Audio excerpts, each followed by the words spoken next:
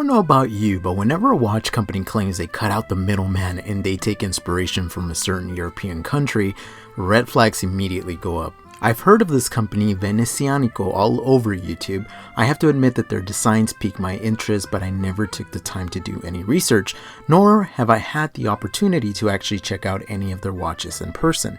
You see, the company claims to cut out the middleman and also takes inspiration from Venice, Italy, so there's no way their watches are any good, right?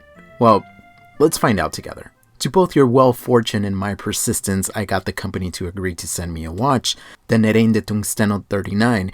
To say that I was surprised when this watch arrived is an understatement. I wasn't expecting much, but damn, this thing is good looking in person.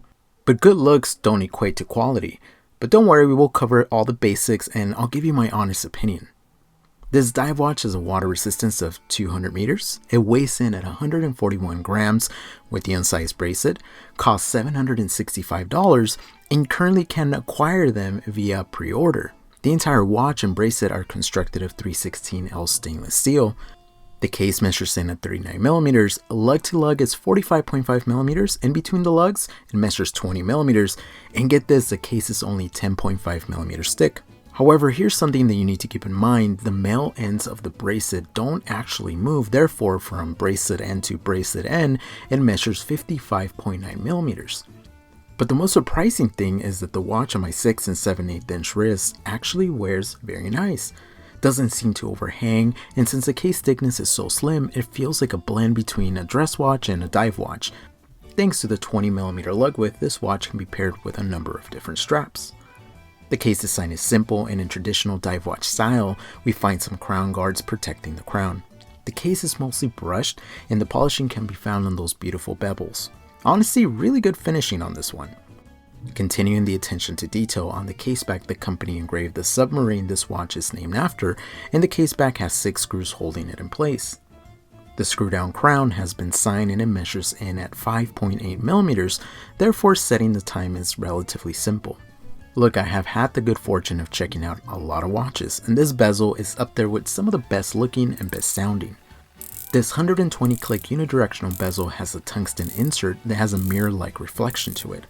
I have first-hand experience with tungsten. My wedding ring is made out of that material, and I can tell you that it's very resistant. I've dropped this thing a million times and it's still intact. The sound and feel of this bezel is really good. It feels very precise and satisfying. I guess the biggest downfall is that it's a smudge magnet.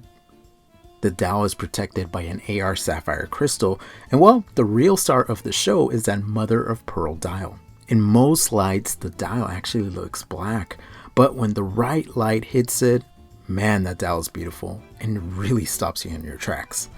We find the company logo at the 12 o'clock and some writing at the 6 o'clock. The indices have been applied, and along with the hands, they are very well finished. I guess to some, wearing a watch with a mother of pearl dial may seem a little feminine, but thanks to its chameleon-like appearance, I personally actually find it very appealing and I don't mind it so much. Also, kudos to the company for not putting a date window. The symmetry is on point. The lume is actually good. Not great, but good, and it's been applied on the hands, indices, and lume pip on the bezel. The company is using BGW9 Super Luminova, and for the price it's pretty on point. But if you know me, I love me some lume, so brighter lume would have been better. The bracelet has a Patek Philippe Nautilus look to it. The links are solid, use screws to size it, and the bracelet has been finished with a mixture of polishing and brushing. The bracelet does taper from 20 millimeters to 16 millimeters at the clasp.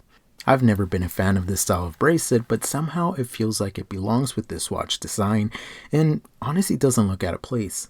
The butterfly clasp features the company logo and it's simple to operate.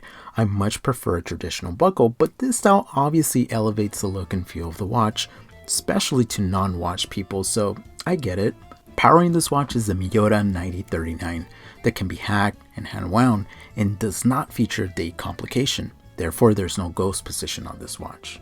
This caliber is very thin, thus allowing the watch to be slim, and it beats at 28,800 beats per hour, has a power reserve of approximately 42 hours, and it's accurate to -10 plus 30 seconds per day.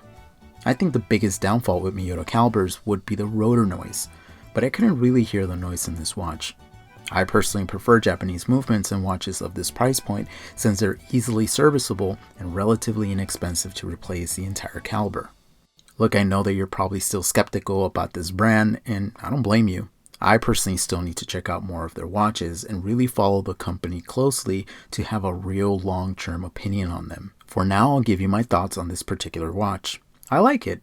I don't love it for reasons I stated in the video, but the quality is certainly there.